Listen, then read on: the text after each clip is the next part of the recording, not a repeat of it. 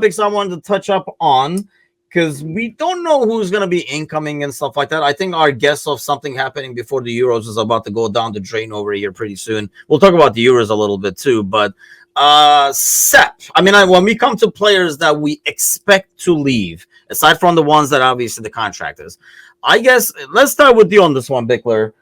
For like Sepp's statements in terms of, once we put the price tag on him of 20 million, which is a very Edwards like number, mind you, you put the 20 million tag and he kind of like comes out and obviously he's not too thrilled about it.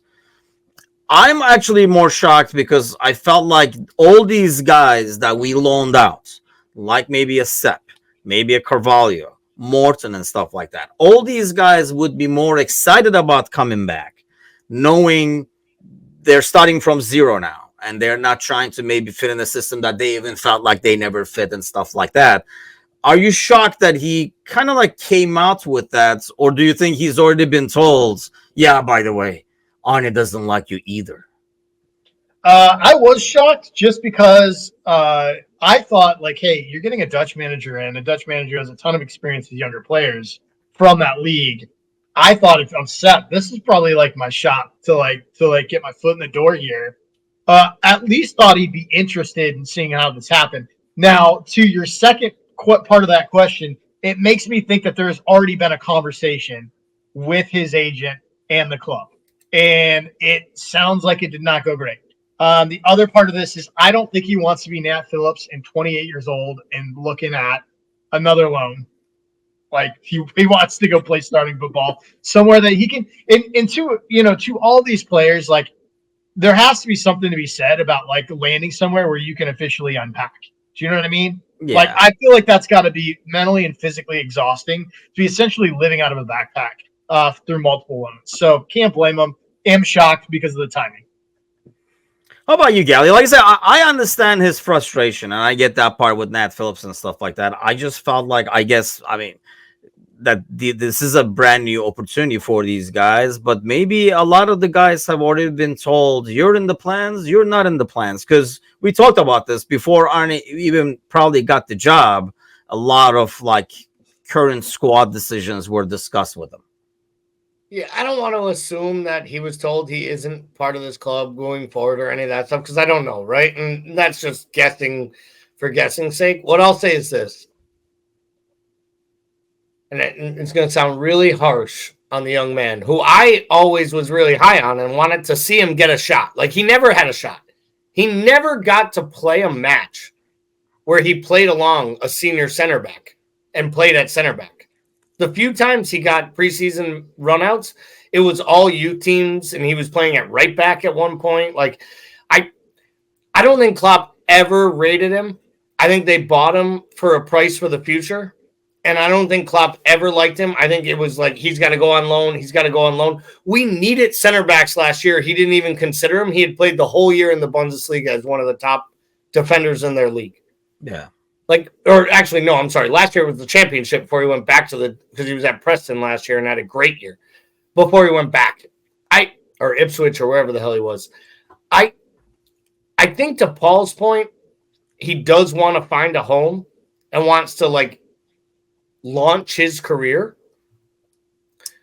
And I also, and this is like the critical galley in me, I think he deep down inside knows he isn't Liverpool's level.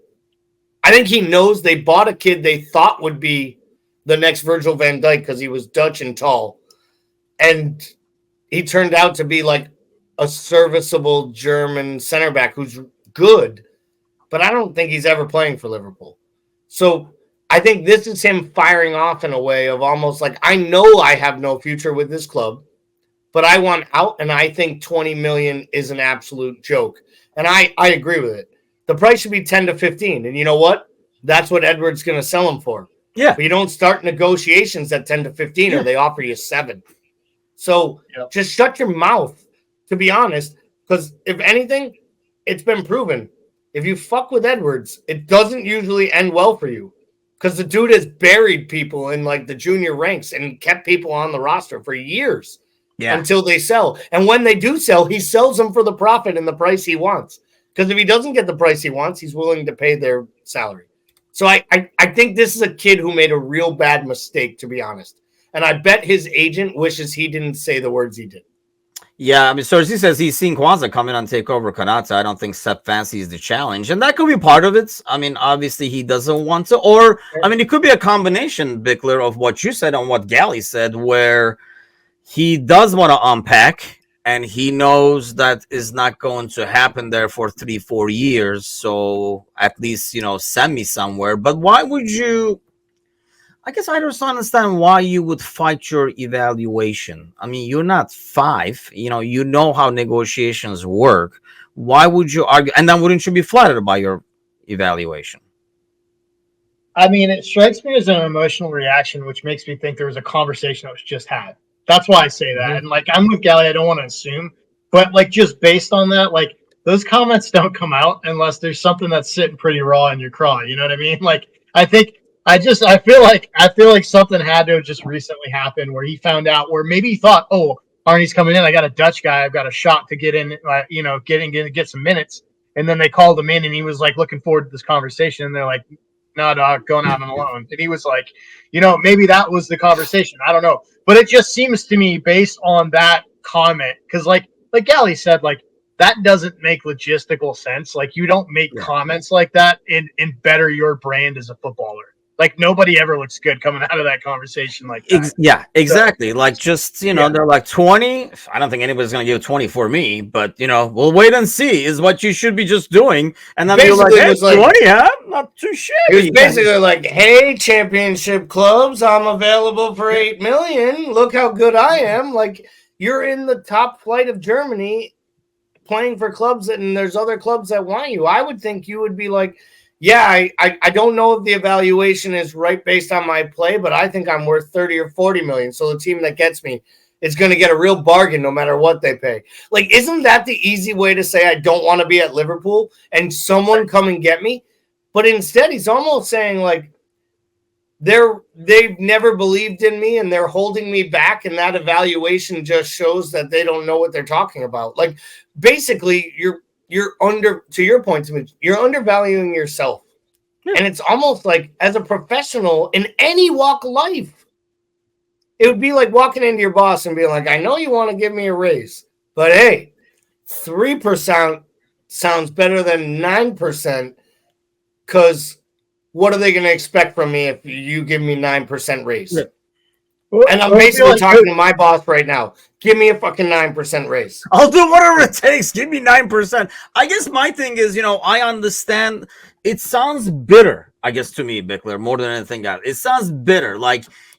He's more worried about, what are you worried about how much Liverpool's going to make off of you if you are going to be able to unpack and go somewhere, right? Unless he thinks it's going to affect his wages or something. If they obviously pay too much, then it's going to wager. I almost feel more like these guys got me. I never really got a fair share. And now they're going to try to bank off of me, kind of like a petty bitterness is what it comes across as. It might not be, but that's how I perceive it, at least.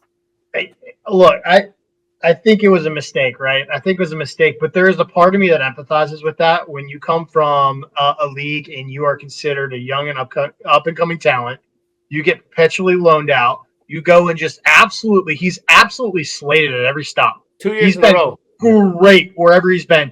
And he had a horrific injury he had to come back from too.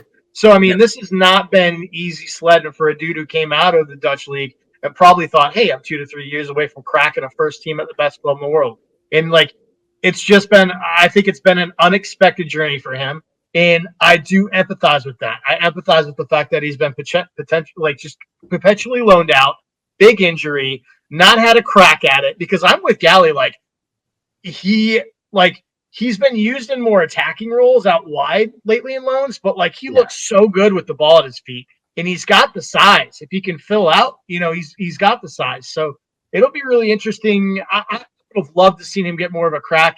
It is a weird. I mean, this is why we're talking about it, right? It was shocking. I mean, let's just call it what it was. Yeah.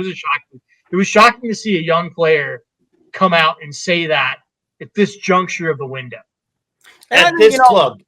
Yeah, I at this understand that club. he didn't get like a lot of opportunities and stuff like that, but you gotta figure, I mean, we're only seeing him in those opportunities, but he's being watched every single freaking day in terms of maybe, you know, like not what he does, but how he does it in terms of practicing and stuff like that, or how, you know, how he tries to improve what he works on and all that kind of stuff too. So obviously they're looking at a lot more of a sample size. We're only looking at the sample size when we get to see him. But so I can see that. So as he says, I think he knows the bigger European clubs won't come in for him and the lower clubs can't afford it. But I'm like I say, that's a starting point. He has to know he's not 5, like I said. I mean, he has to know this is how negotiations work. If you ask 15, somebody's going to come in at 10. If you ask 20, they're going to come in at 15. It's just like simple.